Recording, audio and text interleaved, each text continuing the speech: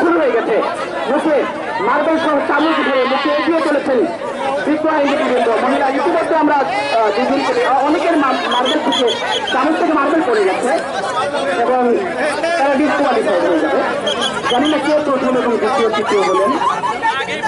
শেষ পর্যন্ত আমরা ফার্স্ট থেকে থার্ড পাবো কিনা সংশয় রয়েছে। অনেকেই মুখ থেকে মার্বেল পড়ে গেছে। বিচারকদের সঙ্গে আলোচনা চলছে কে প্রথম দ্বিতীয় তৃতীয় হয়েছে। আমরা ফলাফল পেলে আমরা তা আপনাদেরকে জানিয়ে দেব।